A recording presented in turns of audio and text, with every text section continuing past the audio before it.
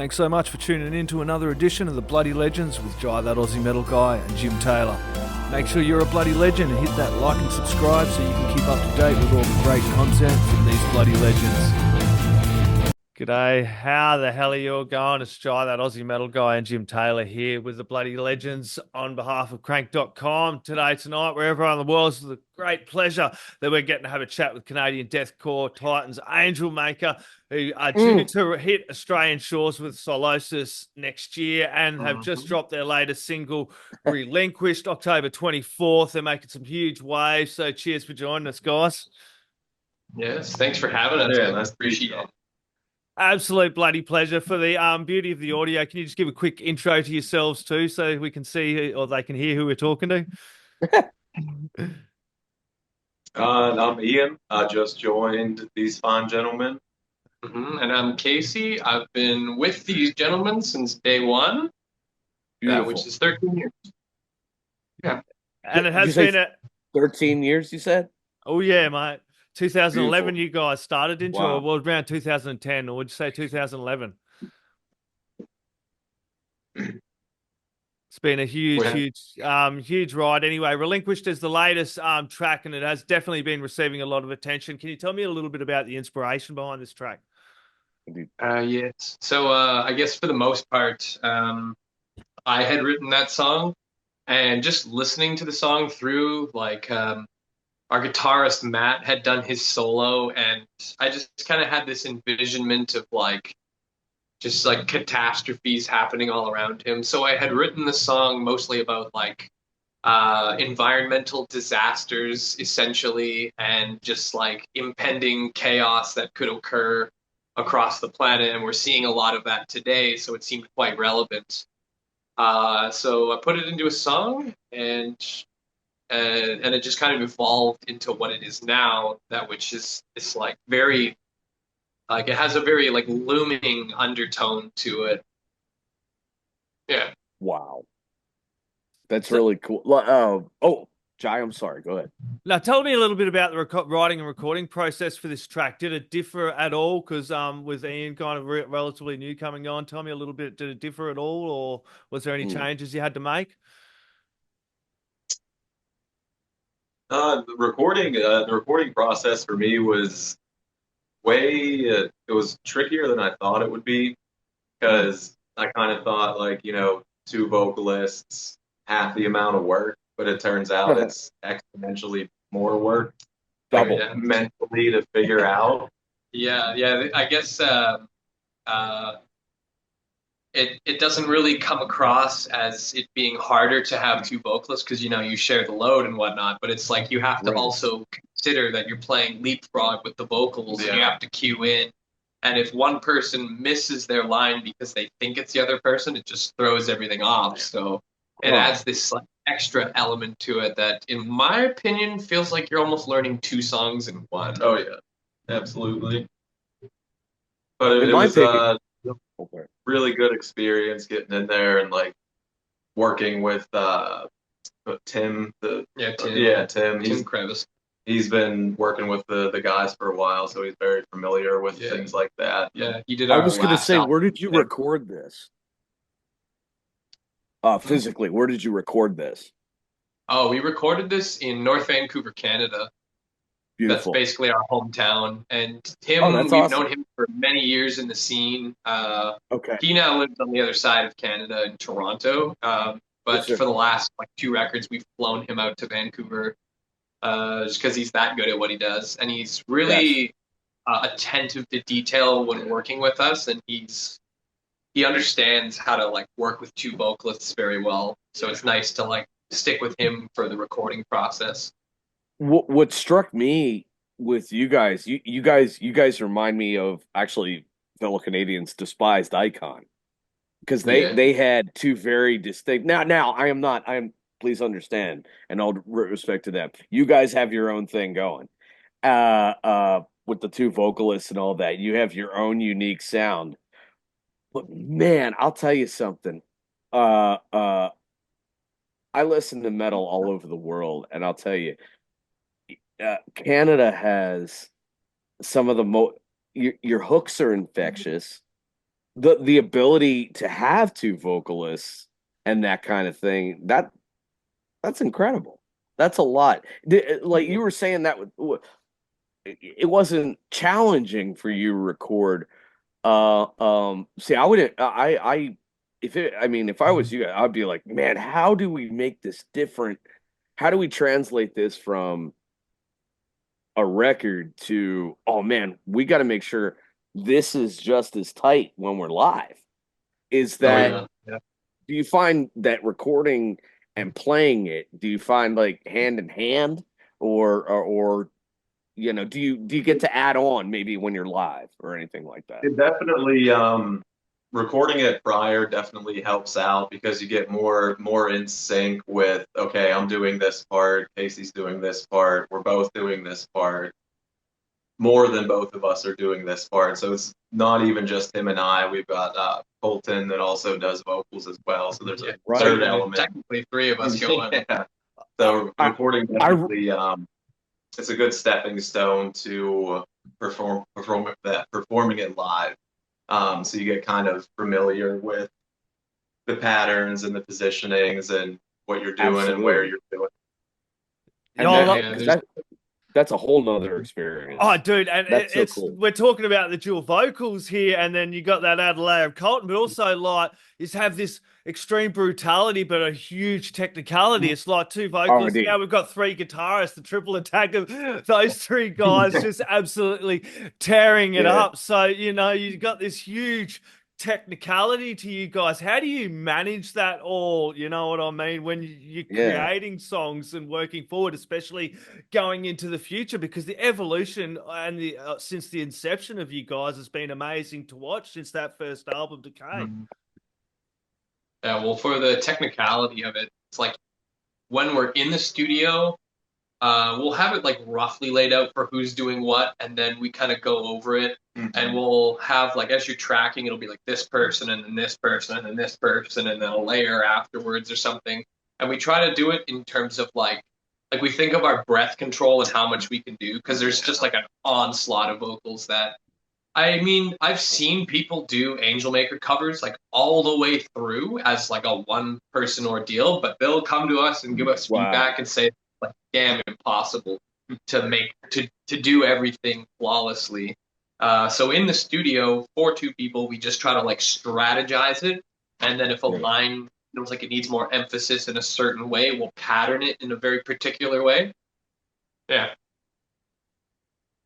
I wrote down a phrase when I was listening to you guys, a chorus of obliteration.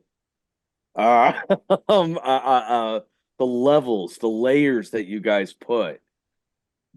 It's just incredible. It is. Did you find doing? You probably multi-tracked, with like what? 25 layers of guitar, 25 layers of vocals. Sounds like it. You're right. It's dense. It's literally the densest technical stuff I've heard since Threat Signal. And John Howard and all those guys. And Archaea was another one I listened to. I was like, man, this is because I listened to them. I bought a new pair of gaming headphones. Showing my age, I rebought the original Max Payne, so I wanted to play this. I put you guys and our brothers in Storm the Crown on while I'm, murdering. It was so dense. I had to go. I got to take a minute. It was so dense, and that's to hear that kind of power is just great. So. Big up to you. Having two vocalists definitely adds to it a lot, especially with the live element, because it just sounds inhuman. Oh, yeah. And a lot of people don't even know we have two vocalists until they see us live, and then they just shit their pants. Yes. So this is a massive tour, and you guys have been touring all over the bloody place, kind of get out there, and it's bloody unreal to see you like everywhere. How do you prepare for these tours, both mentally and physically, and then also with track selection, getting over to Australia? You don't normally get over here. Tell us all about that process. How do we prepare? Sorry, you said? Yeah, tell us a little bit about how you prepare for tour, both mentally, physically, and then, picking out tracks and stuff for these tours. I guess for me, like it was a big transition for me because everything I had done prior to this, it was just by myself. And so my prep was obviously learn the songs, learn the patterns. But I don't know, should I touch base like the color code thing? Yeah. So like Casey took it upon himself. We're intrigued. Go. Yeah, Casey, he took it upon himself to have all the lyrics like structured in a file, and he color codes like each part. Like I'm a certain color, he's a certain color, Colton's another color, both of us are one, all three of us are different colors. So it's just this rainbow of like lyrics and songs that you're trying to pick apart and learn while you're listening. So I dove into that before we came on tour. I flew out to Vancouver and met up with the guys, and we all just kind of got together, jammed it out for a few days, felt everything out, and now we're here. Mm-hmm. Beautiful. For me, I guess there's a very long-winded answer when it comes to the preparation of tour, but a lot of it is mental first and foremost, in my opinion. And just like doing a marathon, like you have to just actually sit there and be like, okay, like I'm gonna do this for this amount of time. I have to be able to pace myself. When it comes to the lyrical preparation, like I've been in the band since day one, so I know the whole scope of the lyrics and which parts are mine, Yes, sir. But yeah, the mental preparation is key. And I like to push myself. Like I did 4 tours back to back, like performing a tour and then driving for a tour and then performing and driving and then driving again. And trying to do 4 tours in a row took a hell of a lot of like willpower to like get to that point, and you can only really take it one day at a time. When it comes to rehearsing, for me personally at this point, it's like I feel like one practice and I'm pretty much good to go. It's just like shaking off the rust. But also shout out to you, huge props to you for being able to learn that amount of songs in that period of time. It's a crunch time. Yeah, and phenomenal job at learning our songs and trying to do the leapfrog thing. And then when we went to record it for the first bit, practice for the first bit, it was a lot. He's reading the lyrics and he's watching as it goes, and then I close the laptop and I'm like, I'm sorry, buddy, it's quiz time. We're going, yeah. But he did it. He did great, and now it's like locked in. Yeah. That's amazing, and to have that kind of camaraderie and be like, here, take this thing. This is, here's the backbone. Make it your song and lead us there. You know what I mean? And that's got to be exciting as hell too, Casey, with Ian coming on board as well. This Relinquished track is an absolute bloody beast, and looking at what you guys would have planned, on this tour and dropping this track, you guys probably have a whole bunch of new material towards a new album planned. Yeah? Yeah. Oh, man. So when we went into the studio for the first bit, I was like, we've toured with Rings before in the past, and I know Ian's a crazy vocalist, but I'm in the studio and I'm sitting there while Ian's like, I'm just going to do a low, and I'm just like, pulling out the craziest vocals, and he's like added new vocals. Like he's got this like, it's in Relinquished, he's got this like low whistle tone that just boggles my mind. Like working with this guy is like amazing. Like what a blessing it is. That's cool, man. It's good to be here, man. I'm super stoked and looking forward to you guys getting over here in Australia with Sylosis. I know a whole bunch of Aussie fans, friends, and band members I know went absolutely crazy when this dropped. So I dare say this will sell out fucking everywhere. Do you have any special words for the Australian audiences or anything planned like for this tour at all? Or I'm excited to come back. I was back there X amount of time ago, and the shows were great. Everybody was great. got the hold of koala. I got the hand feed kangaroos. Like, it was nothing short of a great time. So I'm excited to come back and see familiar faces and yeah, just visit again. It's been a long time. Oh, we always love having you on there. In Angelmaker, like none of us have been to Australia before. We are extremely excited. The boys are like, "What's a shoey? What's a shoey?" We're like, "Oh, you'll see what a shoey is real quick." Nice.